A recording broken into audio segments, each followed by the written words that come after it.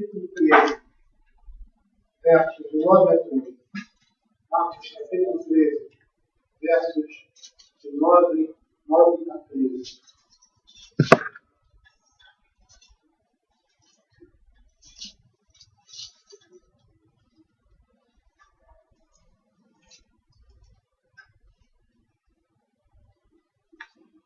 Seguindo a exposição de Marcos, né? Nós, semanas anteriores, falamos do verso 3 ao verso 8, e agora vamos dar continuidade, terminando essa parte aqui do princípio das dores que está escrito na nossa Bíblia, a Sociedade Bíblica, título da Sociedade Bíblica do Brasil. É interessante porque esse texto é um texto paralelo, nós estamos desenvolvendo à noite, que é o livro de Apocalipse. Fala sobre as coisas relativas ao final dos tempos. Acompanhem, por favor, a minha leitura. Estais vós sobre aviso, porque vos entregarão aos tribunais e às sinagogas, sereis açoitados e farão comparecer à presença de governadores e reis por minha causa, para lhes servir de testemunho. Mas é necessário que primeiro o Evangelho seja pregado a todas as nações. Quando, pois, vos levarem e vos entregarem, não vos preocupeis com o que haveis de dizer, mas que vos for concedido naquela hora esse falar. Porque não sois vós que falais, mas o Espírito Santo. O irmão entregará a morte ao irmão, e o pai ao filho. Filhos haverá que se levantarão contra os progenitores e o matarão. Sereis odiados de todos por causa do meu nome. Quem, porém, perseverar até o fim. Como um sermão profético com relação ao final das coisas, nós estamos vendo aí, vivemos nesses textos que apontam para o final dos tempos, tá? Predições bíblicas a respeito do juízo de Deus. Quando nós nos deparamos com um texto semelhante, nós vemos claramente, tanto no Velho Testamento, apontando para Israel, e também sendo figura do que a igreja iria viver, que nós, como igreja, iremos viver anterior à vinda de Cristo, tá? Nós vemos uma mistura de julgamento e misericórdia. Deus trazendo juízo, mas juntamente com o seu juízo, a sua misericórdia é acompanhada. E a gente percebe que nesses relatos, né, raras vezes essas predições, esses prenúncios, esses julgamentos, eles são inteiramente amargos. Né? Por quê? Porque juntamente com ele vem a misericórdia de Deus. Juízo juntamente com a misericórdia. Nossas palavras, elas são amargas, mas não totalmente. Elas são tenebrosas, mas não totalmente. Por quê? Porque são acompanhadas da misericórdia. E por que isso? Porque o Senhor sabe que nós somos fracos, somos inclinados a desanimar facilmente, né? Diante de situações de grande aperto. Às vezes não precisa nem estar tão apertado para a gente ficar desanimado. A gente fica desanimado muitas vezes com o desânimo de outras pessoas. Por isso que nesse contexto o Senhor tem o cuidado, se a gente pode dizer assim, de mesclar instruções e palavras de aviso de perigo com consolo. Palavras duras, ásperas, com palavras bondosas. É isso que nós vemos ali no livro de Apocalipse, né? E nós percebemos que em alguns, naquela primeira parte, no capítulo 11, você tem Deus falando do juízo, daqui a pouco ele abre um parênteses para falar da situação dos santos na glória, ou daquilo que eles iriam receber. Né? É nessa perspectiva mesmo. Né? A gente receber ali, ter o conhecimento das coisas pesadas e amargas, mas saber que juntamente com essas coisas, vem o remitivo, vem o consolo. Nós precisamos disso. É o que a gente vê no livro de Apocalipse, e o que a gente percebe, que a gente vai perceber nesse texto também. Agora, uma coisa interessante aqui, né?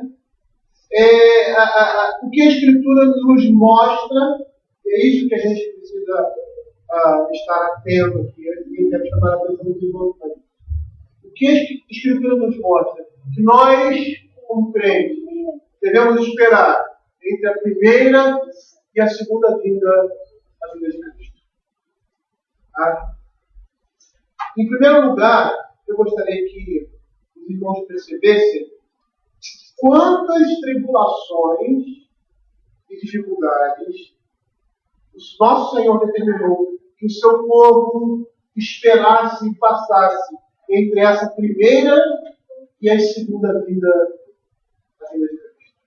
Tá? Nós olharmos aqui no verso 9, no verso 8, né? A gente já vê isso, no verso anterior. Mas os versos que nós estamos apresentando aqui. Vos entregarão aos tribunais, sereis açoitados, né? Vos entregarão às autoridades. Um irmão vai denunciar o outro irmão, o pai vai denunciar o filho, e assim vice-versa. E os crentes serão odiados. Percebam as coisas que nós, como crentes, vamos passar, né, antes da vinda do Senhor Jesus. E a gente percebe que na nossa existência, na nossa realidade, as tribulações elas fazem parte da nossa vida. Né? As doenças, as enfermidades, os problemas, as tristezas, né? Morte. A gente sabe que essas coisas fazem parte da nossa vida e tudo isso tem, lógico, a sua origem na queda. Desde o dia que Adão pecou, todo homem ficou exposto a essas tribulações que são parte da vida da humanidade, do homem. Mas o que nós estamos vendo aqui são tribulações especiais, pode dizer assim. Aquelas tribulações que são diferenciadas. Diferenciadas por quê? Porque elas serão impressas somente com relação aos crentes. Os crentes estarão sujeitos a essas coisas. E são essas aqui que nós estamos mostrando. Somente os crentes vão passar por isso. E nós, como crentes, devemos esperar isso. Né? Essa deve ser a nossa expectativa nesse mundo. É isso que Jesus está mostrando aqui. Esperar tribulações da parte do mundo.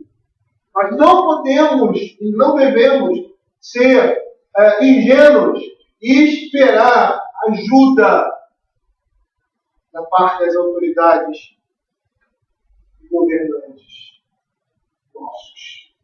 Tá? Por quê? É simples, porque as nossas doutrinas, o nosso modo de agir, tá? Não vai ganhar o favor dessas autoridades. Tá? Quem nós somos, a maneira como nós vivemos, tá? Não vai despertar nesses homens compaixão ou auxílio. Pelo contrário, a palavra de Deus diz que nós seremos encarcerados, espancados, conduzidos à presença de autoridade, como se fôssemos bandidos, criminosos. Né? E essas coisas não estão tão distantes da nossa realidade, não. Né? Nós olharmos algumas leis, aí, principalmente aquelas que se referem à questão da homossexualidade, né? Ou coisas referentes à família, nós, como crentes, tá? Que primamos por aquilo que Deus estabeleceu, pela santidade de Deus, pela família, nós vamos ser olhados como pessoas dessa forma, criminosos. Sem qualquer motivo. O único motivo vai ser a dedicação ao Evangelho. Mas, se nós olharmos a Escritura, nós vamos ver que muitos crentes passaram por isso. E até hoje passam. Os personagens da história bíblica. Por exemplo, abram lá Atos, capítulo 25. Atos, capítulo 25. Paulo perante as autoridades. Por que ele estava perante as autoridades ali? Por causa do evangelho que ele estava pregando. Olha o que diz no verso 13 e 14. Passado alguns dias, o rei Agripa e Berenice chegaram a Cesaré a fim de saudar a festa. Como se demorasse alguns dias, Festo pôs ao rei o caso de Paulo, dizendo: Félix deixou aqui preso certo homem. Lá no verso 24, diz assim: Então disse Festo, rei Agripa, e todos vós que estáis presentes conosco, vedes este homem, por causa que toda a multidão dos judeus recorreu a mim, tanto em Jerusalém como aqui, clamando que não convinha que ele vivesse. Verso 26. Contudo, a respeito dele, nada tenho de positivo que escreva ao soberano. Por isso eu trouxe a vossa presença. Igualmente a tua, rei, para que feita a arguição tenha alguma coisa que escrever. E nós vamos ver o discurso de Paulo perante Agripa, ele diz assim: esse homem não é culpado de nada. Ele não fez nada de mal. Por que ele não libertou ele? Por que ele não mandou uma carta de recomendação a César? Porque é isso que nós temos que esperar das autoridades. Tá? Porque Paulo estava preso, sendo preso por causa da sua dedicação ao Evangelho. Mas não só ele. Tiago, abram aí, capítulo 12 de Atos. Tiago foi morto por Herodes.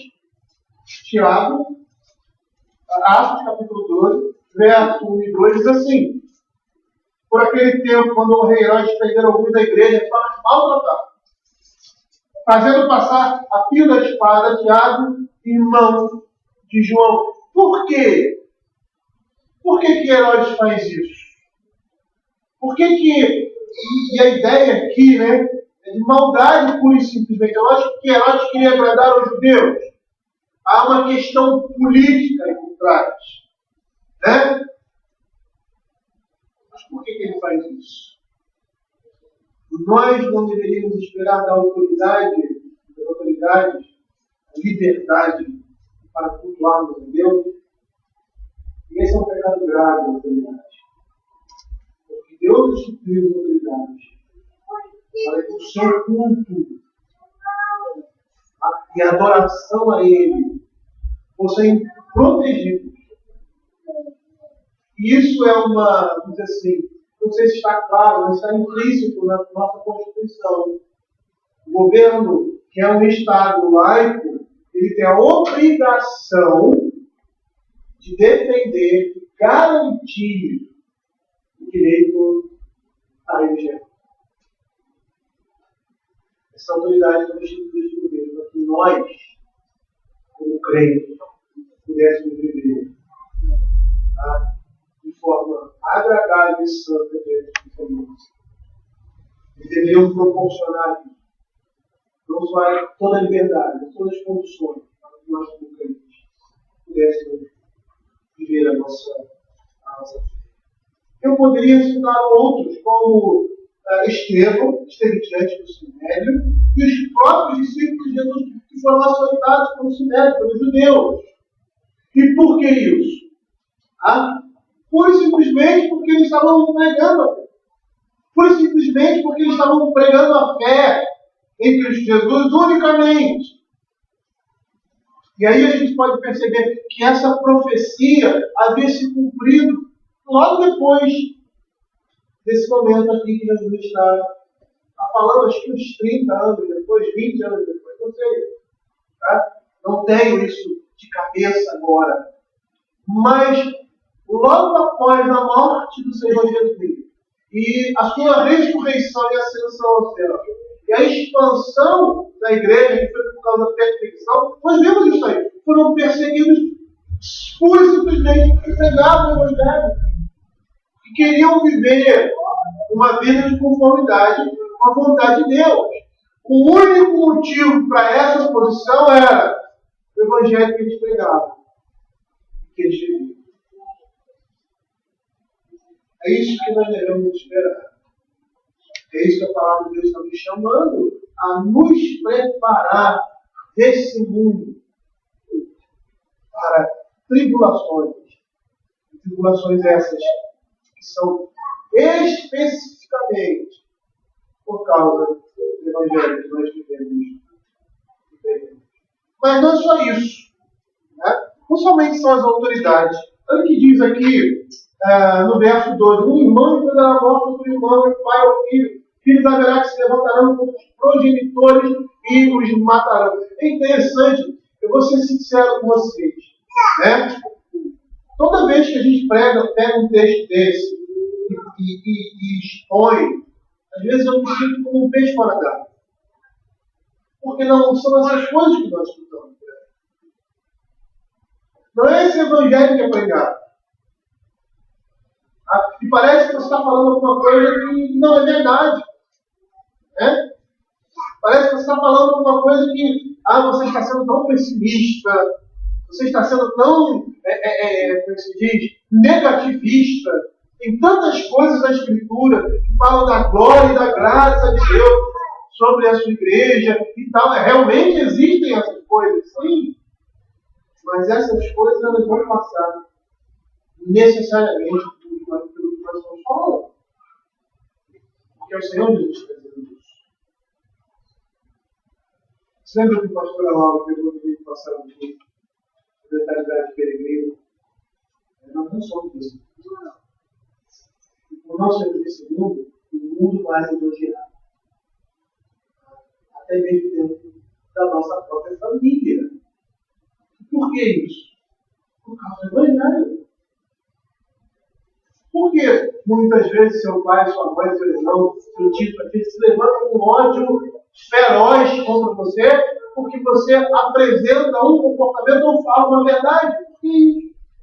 Porque não há o respeito e a consideração como existe no mundo com as pessoas que vivem vidas imorais,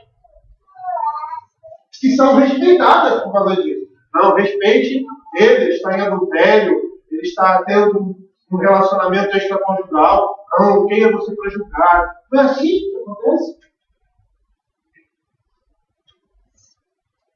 Nós não devemos esperar coisas boas. E é isso que o Senhor Jesus, nesse mundo, está nos advertindo. Até mesmo com os nossos familiares. Devemos esperar tribulação da parte.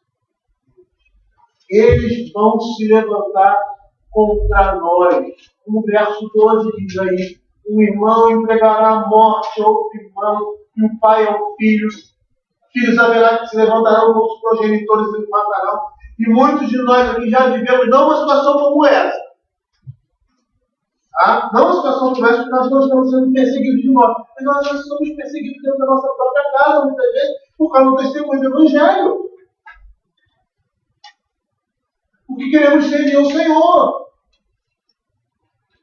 E muitas vezes, esses nossos irmãos parentes que nos percebem, se dizem crentes, que são de igrejas evangélicas, e às vezes na mesma igreja que nós.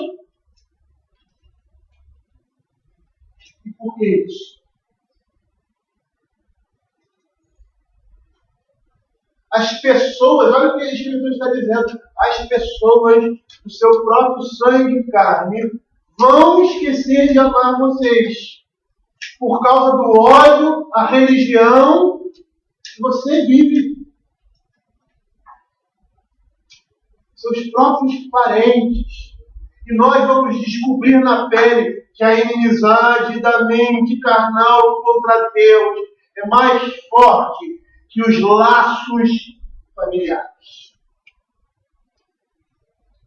É isso que a gente vê lá em Caim e Abel. É isso que nós percebemos. Abram aí, 1 João. Olha o que o apóstolo fala a respeito disso.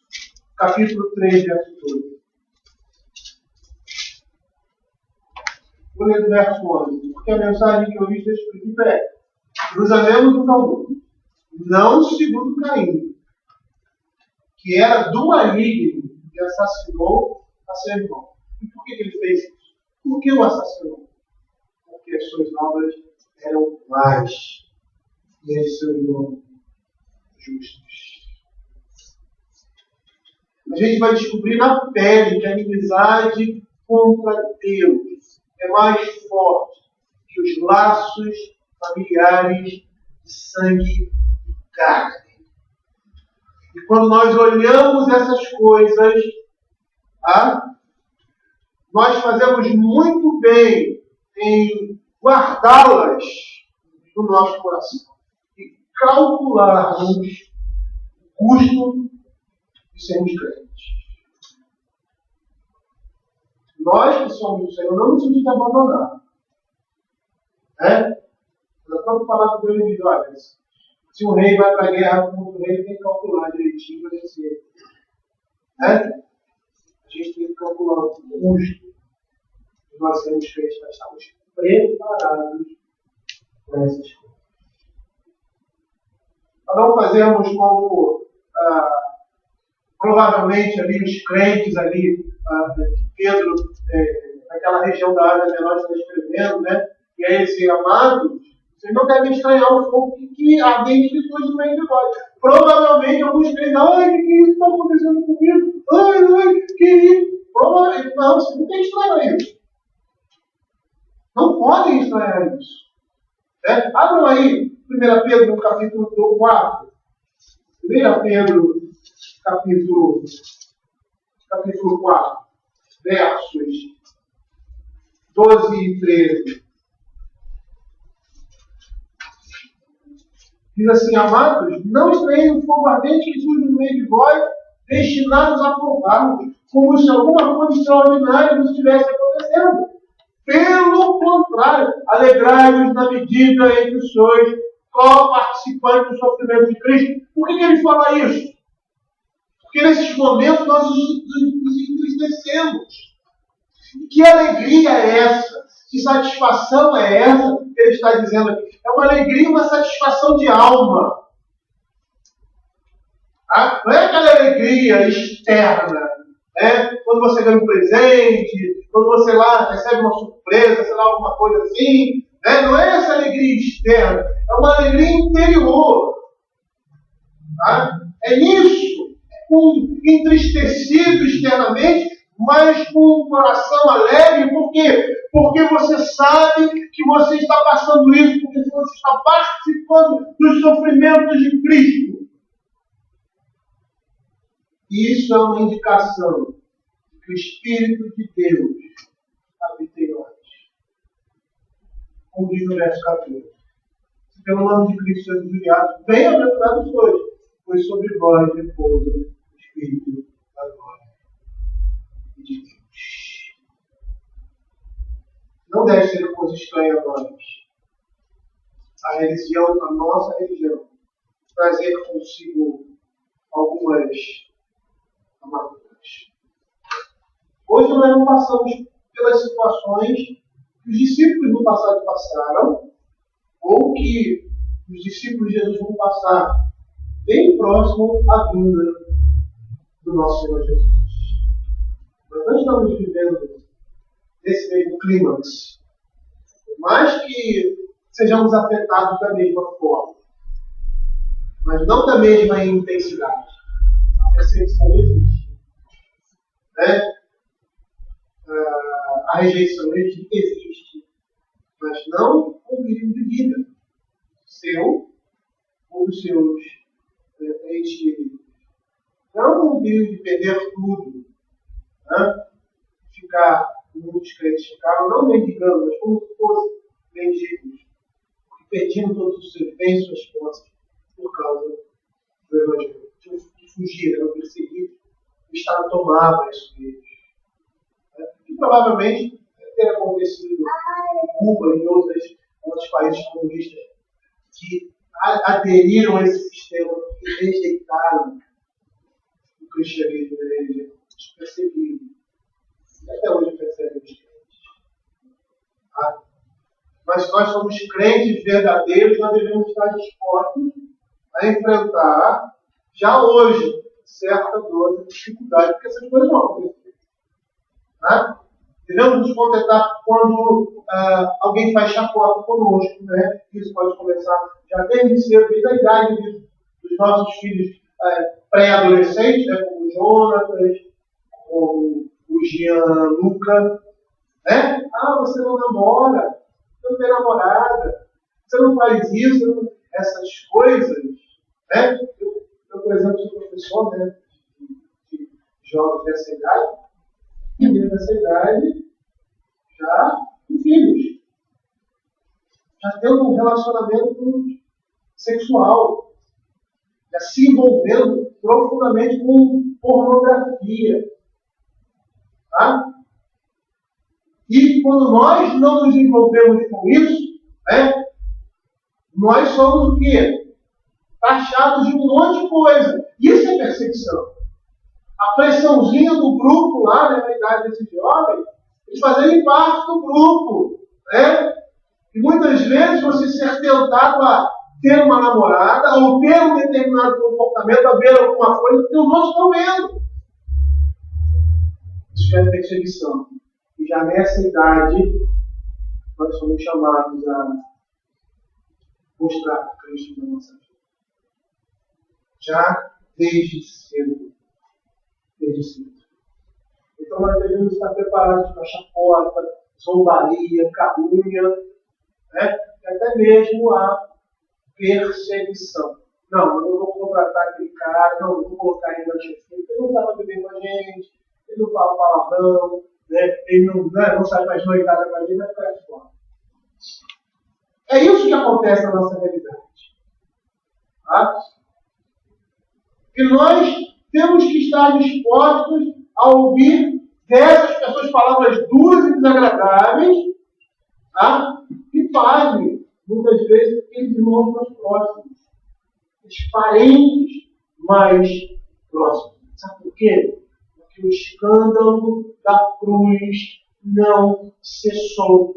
A perseguição dos filhos do maligno com relação aos filhos de Deus continua. Esta inimizade está presente, sempre estará presente, até Cristo retornar. É isso que a Escritura nos mostra. Eu gostaria que os irmãos abrissem aí Gálatas, capítulo 4, verso 29, que nós vamos ver isso.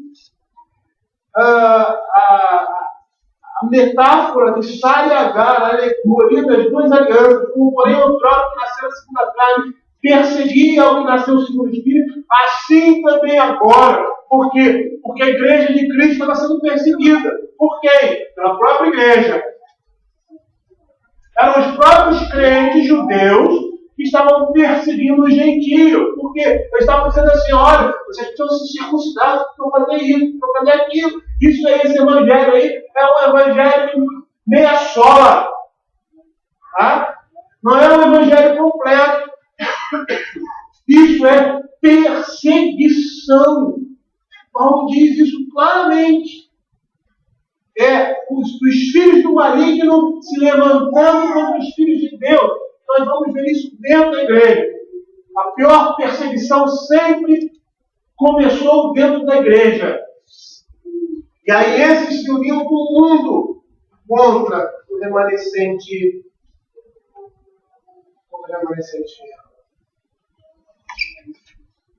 Nós nunca devemos nos surpreender ao descobrir que somos odiados por causa disso. Tá? Como Pedro diz, eu gostaria de repetir as palavras dele. Não estranheis o fogo ardente que no meio de nós, destinado a provar, como se alguma coisa extraordinária. Pelo contrário, alegrai-vos na medida em que sois bom participante do sofrimento de Cristo, para que também na sua revelação vos alegreis do plano. Então você, Jonas, você, Gianluca, vocês meninas, quando alguém disser que você não tem namorado, que você é isso, que você não faz aquilo, que você não faz aquilo outro, que você é careta ou qualquer outra coisa, ou no seu trabalho, que você não serve para trabalhar com ele, você não é bom para aquela função, não por causa da sua competência, mas por causa do seu comportamento santo, você está sofrendo por causa disso. Tá? E nós já somos chamados desde pequenos. É isso que a gente precisa perceber. Né? Vocês aí que estão começando a vida agora, adolescentes, desde jovens, nós somos chamados a sofrer por aquele que morreu por nós. Precisamos estar atentos a isso. Viu, meninos? Viu, meninas? Vocês já são chamados. A idade que vocês têm para serem participantes do sofrimento. E você vai aumentando a idade, vai chegando, né, adolescência, juventude, as coisas vão piorando. Por quê? Porque somos discípulos do Senhor Jesus. Mas percebam, queridos, que a palavra de Deus não fica somente aí. Tá? O Senhor, juntamente com isso, ele traz encorajamento para nós. Tá? Encorajamento está sendo oferecido a nós, que somos um povo perseguido. Veja esses encorajamentos aqui. Verso 10. Primeiro, é necessário que o Evangelho seja pregado a todas as nações. O Evangelho vai ser pregado, isso é maravilhoso. Mesmo com toda essa perseguição, nós temos visto isso ali em Apocalipse muito claramente. Tá? O Evangelho vai ser pregado, a despeito de toda a oposição do mundo, de Satanás. O Evangelho sempre vai avançar. Ele sempre vai alcançar os eleitos de Deus. Por quê? Porque esse Evangelho glorifica Deus. Satanás não pode parar o avanço do Evangelho, nem na sua vida, nem na vida dos outros, com relação à pregação, a despeito das perseguições. Quantos aqui já não foram ridicularizados no seu trabalho, ou em determinada situação? E aqueles mesmos ali, juntamente em grupinhos ali, que o ridicularizaram, depois, em particular, não vão procurar você, porque sabem que você tem palavras de vida eterna. Quantos já não viveram essa situação? Por quê? Porque o Evangelho vai avançar. Em toda a oposição, ele vai avançar porque ele é o poder de Deus. Satanás não pode parar o avanço do Evangelho. Não tem poder para isso. A despeito da zombaria, a despeito das perseguições, dos aprisionamentos e das mortes, nós vimos na história da igreja, vamos ver mais adiante. Tá? Nunca vai faltar homens fiéis que preguem, que proclamem o Evangelho. Por quê? Porque o Evangelho é o poder de Deus. Porque é o Senhor quem nos sustenta. Talvez muitos desses que ouvirem o Evangelho da boca de vocês, eles não vão crer porque estão acimentados, né, no seu pecado. Porém, nada vai impedir pela graça de Deus. Porque Ele é o poder de Deus. A palavra de Deus nunca será obstruída. Embora aqueles que preguem ou que pregam possam ser mortos, aprisionados, mas a palavra de Deus não está aprisionada, como diz o apóstolo Paulo. Abram aí, 2 Timóteo, capítulo 2, verso 9. Diz assim: estímulos do combate da fé e no do sofrimento. E Paulo, dizem os historiadores que o apóstolo Paulo, ele, no final da sua prisão, ele teve uma prisão relaxada, então ele era uma prisão domiciliar, e depois de um tempo, a prisão dele foi apertada e tinham 2 guardas o tempo todo com ele, em sua casa. Guarda pretoriana, guarda mais nobre do rei, do imperador. E ele pregava esses homens. Esses homens estavam ali juntamente com ele. Tinham obrigatoriamente o apóstolo Paulo isso. Aí ele diz aqui: pelo que estou sofrendo até algemas como malfeitor, contudo a palavra de Deus não está algemada.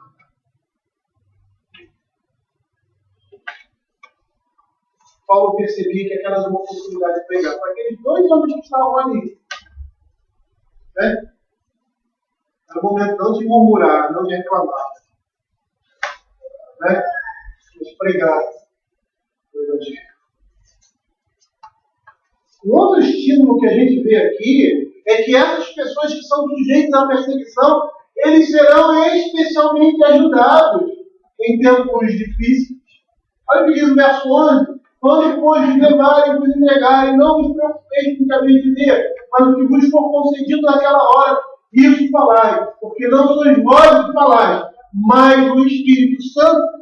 A palavra de Deus está dizendo que essas pessoas, dessas situações, elas terão da parte de Deus um auxílio especial. Eles vão receber sabedoria de Deus.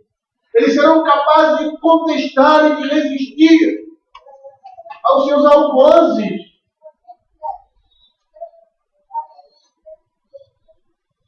Como aconteceu com o Estevão. Mas por que isso? Porque lá em João capítulo 14, verso 26,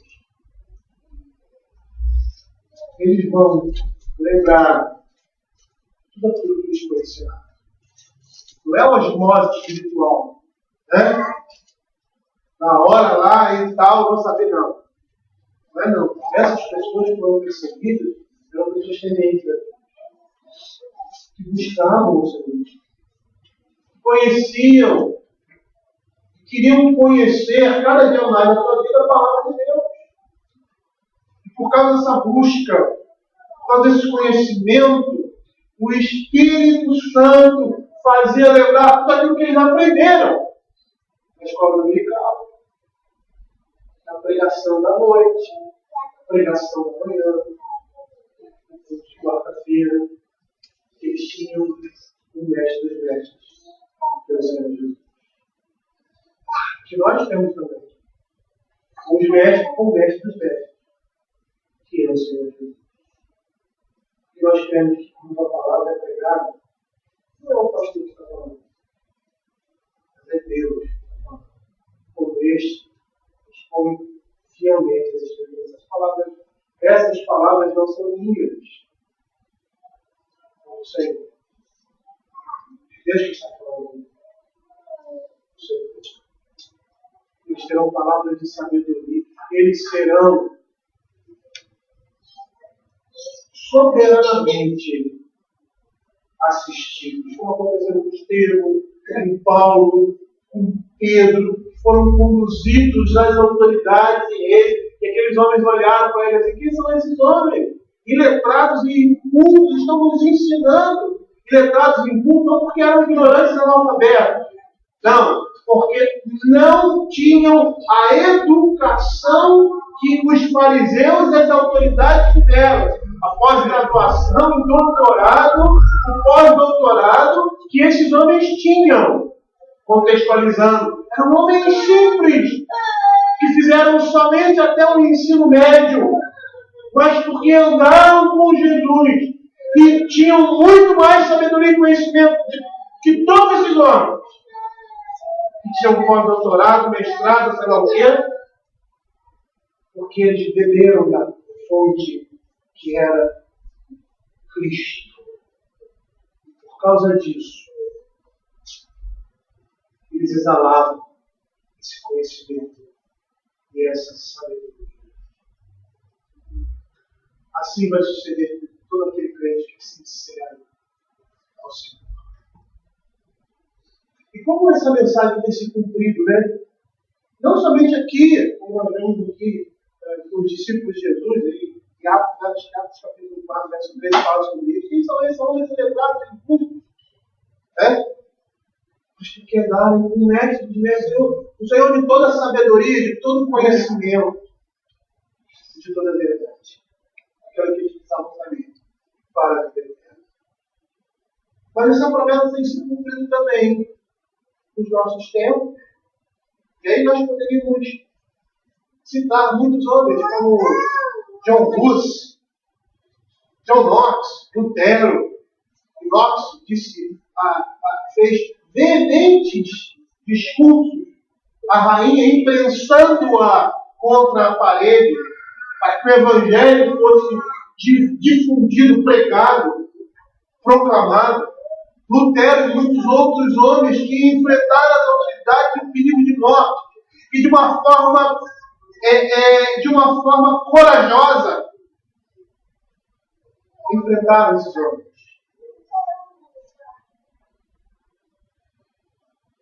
Eles não tiveram medo? Não tiveram. Eu acho que o medo não está presente ali, mas eles confiaram naquele que é o Senhor. Que vai acontecer. Não te preocupeis. Mas falar aquilo que nos for vocês. Eu me lembro de um filme que na realidade ele retrata um evangelho, de uma certa forma, da igreja cristã ali que estava no contexto daquele filme. Quando a Escócia ela se estabelece como nação lutando contra a Inglaterra, todo mundo viu um coração valente. Eu acho interessante que naquele final ele era um homem destemido, um homem corajoso. Né? Essa imagem de William Wallace, e quando ele está na prisão para ser morto, ele para e ora a Deus. Isso é muita coragem para ele. E é isso que acontece. Muitos crentes agiam dessa forma por causa do Evangelho. Quem deu essa coragem? O Senhor. Por quê? Porque jamais seremos abandonados pelo nosso Rei. Ele espera que nós demos testemunho. E Ele vai nos preparar para isso. Ele vai nos dar condições para isso. Para percebermos que enquanto importa sofrer pelo nome de Cristo. Em terceiro lugar, a nossa perseverança paciente, ela vai resultar na salvação final. Verso 13. Sereis odiados de todos por causa do meu nome. Aquele, porém, que perseverar até o fim, esse será salvo. Sabe o que significa? Significa que nenhum dos que estiverem enfrentar a tribulação vai perder sua recompensa. Eles vão receber. Todos eles vão ceifar uma colheita riquíssima. Por quê? Porque o Senhor assim vai conceder a vitória. Não, no Salmo 126. Olha que o Salmo 126 diz. Salmo de número 126. A palavra de Deus diz assim: quando o Senhor restaurou a sorte de Sião, ficamos como quem sonha. Então a nossa boca se encheu de riso e a nossa alegria de júbilo. Então entre as nações se dizia: grandes coisas fez o Senhor. Grandes coisas o Senhor tem feito por eles, foi feito grande coisa que o Senhor tem feito por nós. Por isso estamos alegres. Esse será o nosso sentimento, porque nós vamos ceifar aquilo que nós colhemos. Mas quando pensamos que essa colheita literária do próprio Deus, ao Deus que nos guarda de tudo isso, Ele quem dá isso. A nossa fé não fracassa. Por quê?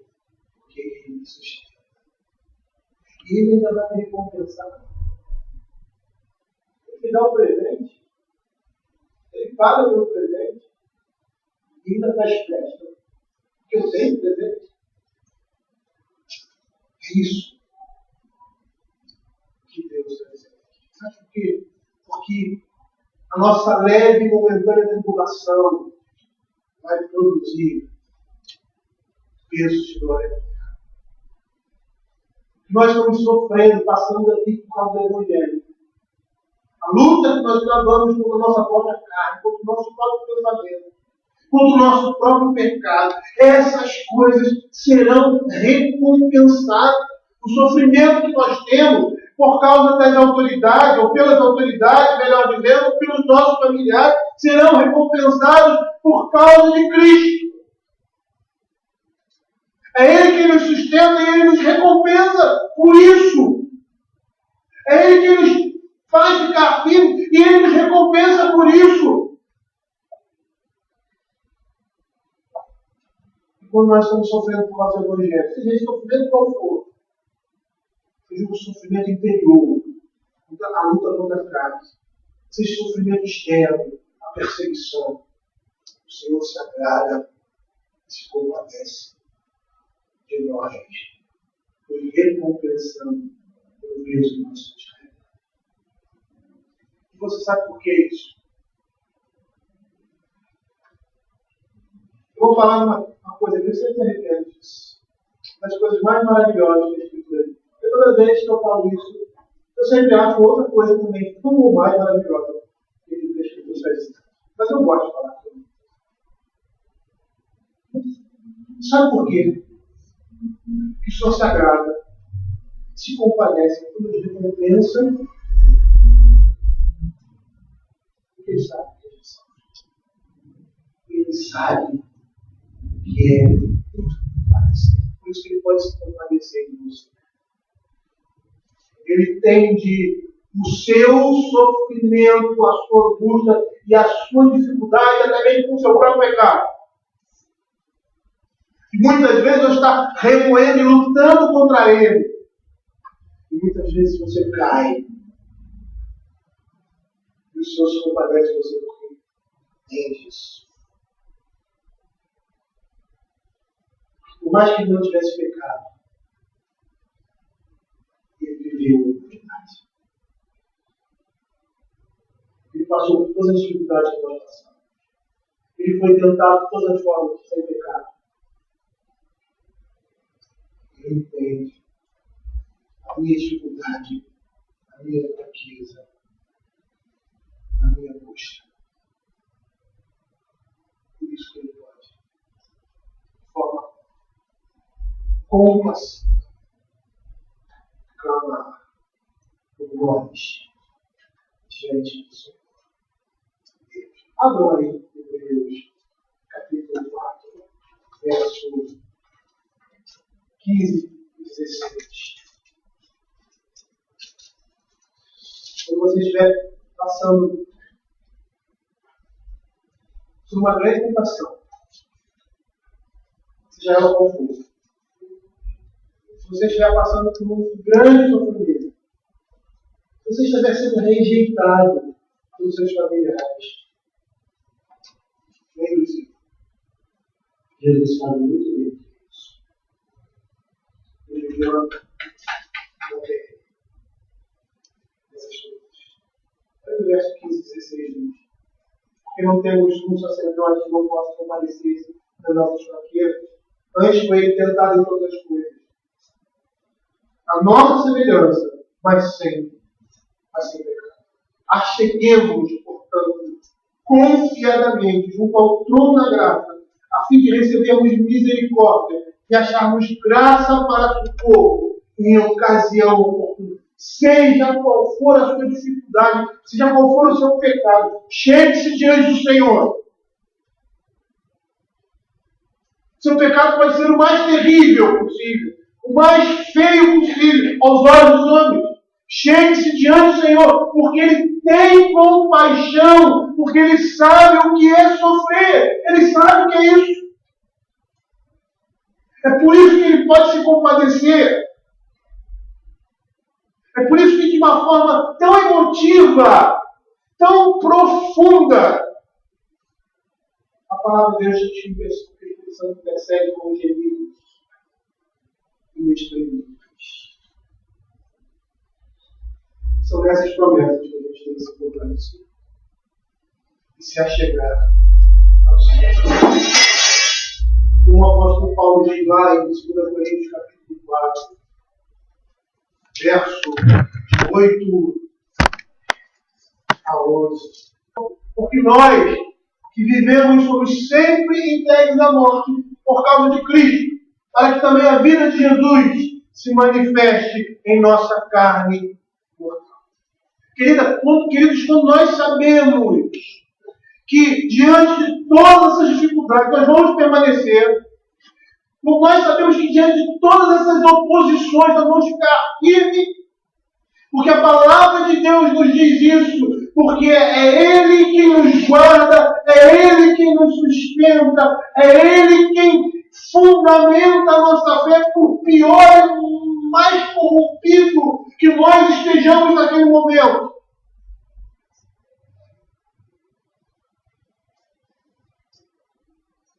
O sangue de Cristo purifica. Ele diz aqui que sois guardados pelo poder de Deus, mediante a fé, para a salvação preparada para revelar-se no último dia. Queridos, é isso que nos espera. Por isso, quando o apóstolo Paulo fala que a sua leve e momentânea tribulação produz peso eterno de vida. Ele olha para essas coisas e contempla aquilo que ele vai receber.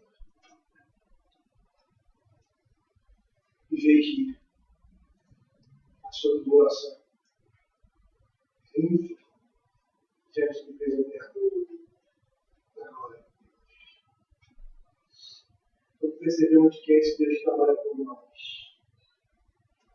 Que é esse Deus que nos guarda de todo esse para que sejamos apresentados diante dele, puros, santos e imaculados. É isso que esse texto está querendo dizer. Esteja seguro. Fique com ele.